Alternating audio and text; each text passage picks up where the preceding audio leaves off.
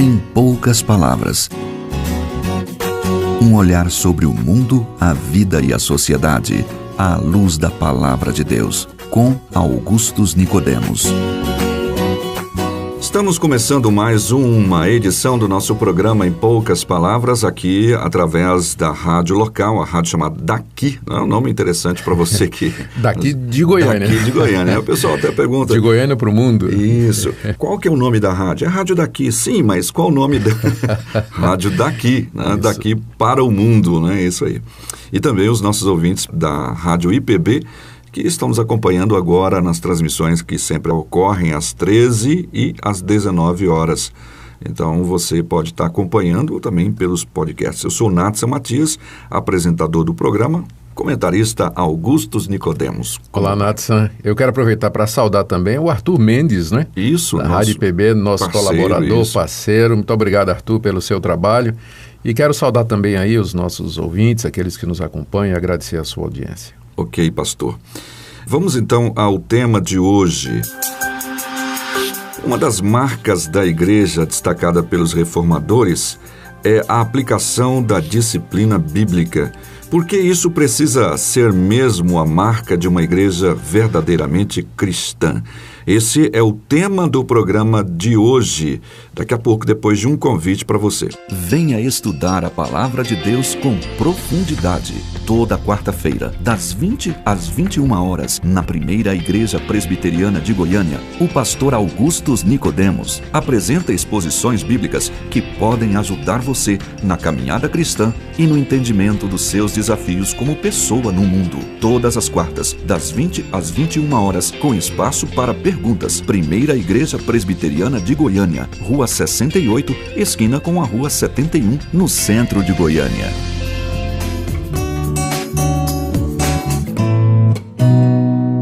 Pois bem, depois do nosso convite, espero que você o aceite. Está aí o pastor Augusto esperando você lá na Primeira Igreja. Você que é daqui de Goiânia ou da região, né, aí de cidades vizinhas, podem participar desses estudos.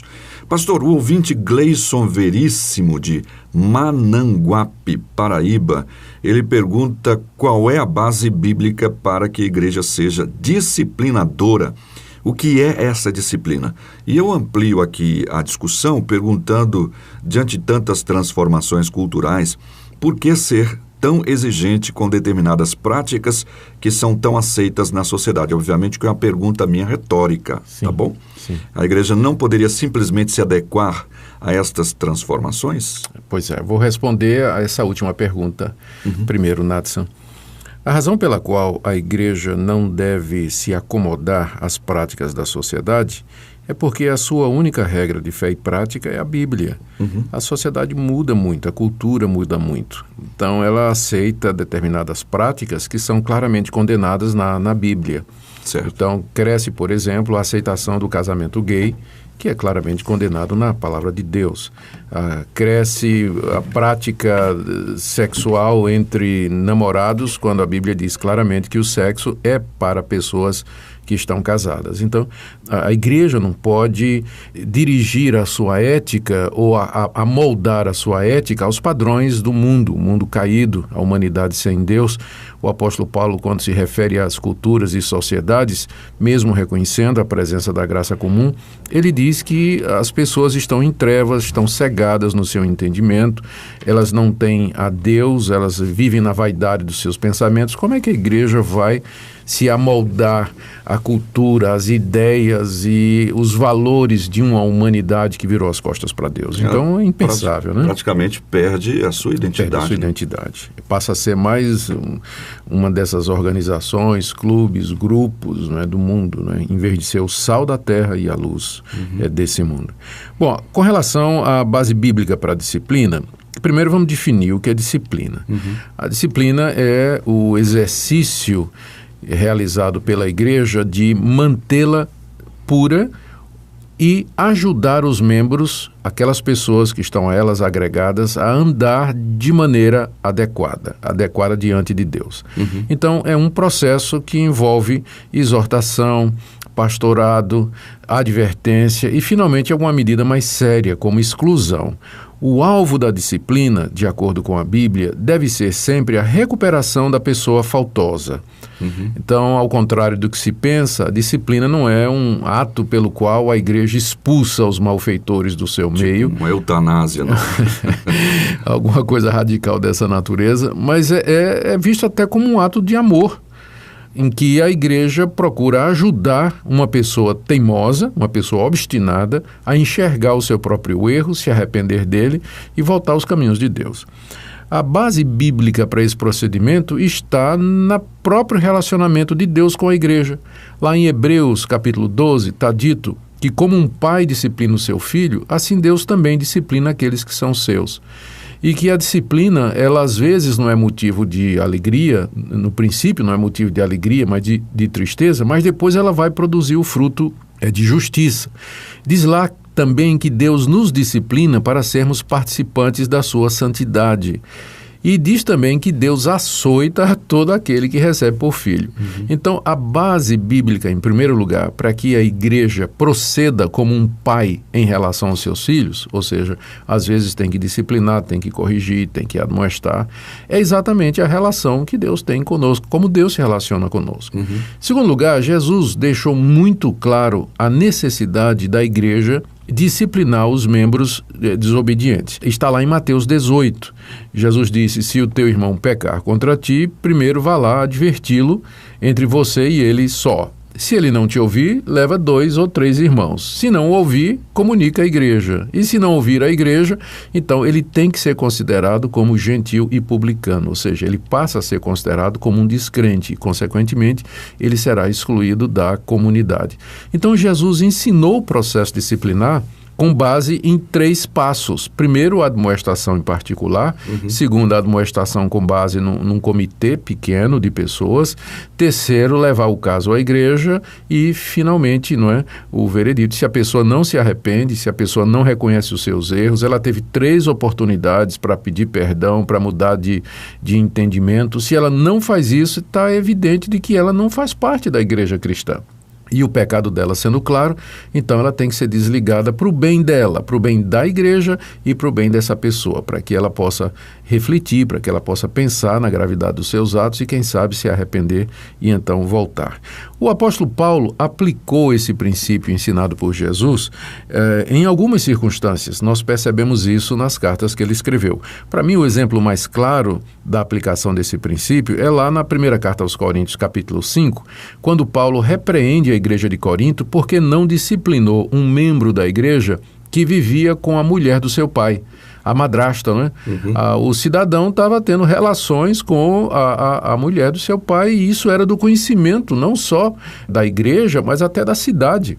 Era um fato público, que estava trazendo escândalo. Estava depondo contra o cristianismo. Sem dúvida, sem dúvida nenhuma.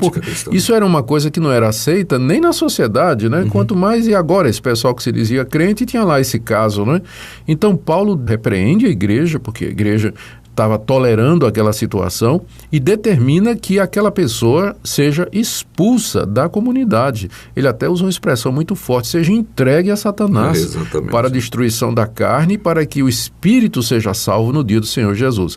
Você percebe que a intenção de Paulo era a salvação do cidadão, que através dessa expulsão da igreja, ele sentisse o peso do seu pecado, se arrependesse, largasse aquele relacionamento, para que então a falta dos irmãos, a falta dos irmãos, da comunhão da igreja, e então ele pudesse se arrepender e de fato mudar de vida.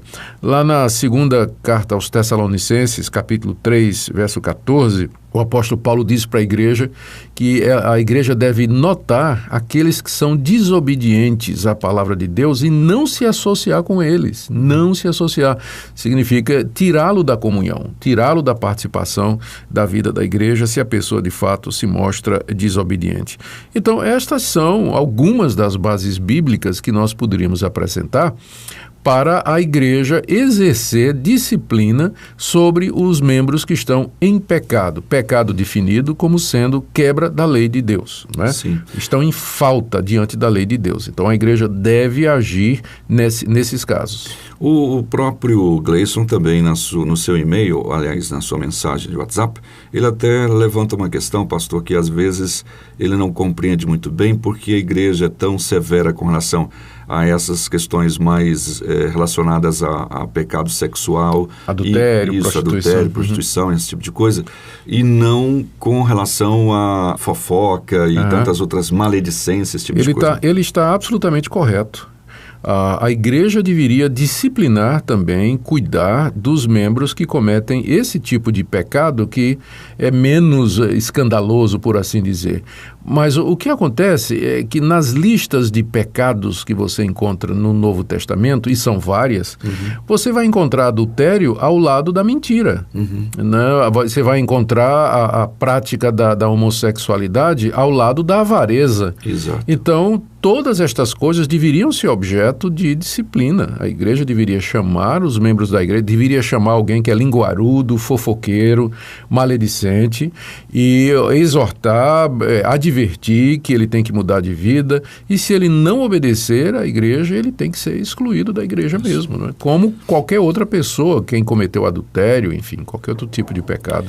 A disciplina ajuda a pessoa, né, individualmente, e aquelas pessoas que estão ao seu redor. Por exemplo, a Bíblia fala de honestidade. Sim. Uma pessoa desonesta sendo instada a permanecer na honestidade, falando a verdade, isso afeta a ele, a família, a sociedade como um todo. Sem dúvida, e serve de exemplo. Se a igreja começasse, por exemplo, a disciplinar quem é linguarudo, fofoqueiro, maledicente, quem é linguarudo, fofoqueiro e maledicente vai botar as barbas de molho, né? Porque se aconteceu com fulano, vai acontecer comigo também. Então, essa é uma das vantagens da disciplina, um dos benefícios. Ela traz temor, quebrantamento, eleva o padrão de santidade, ajuda a igreja a ser sal e a ser luz.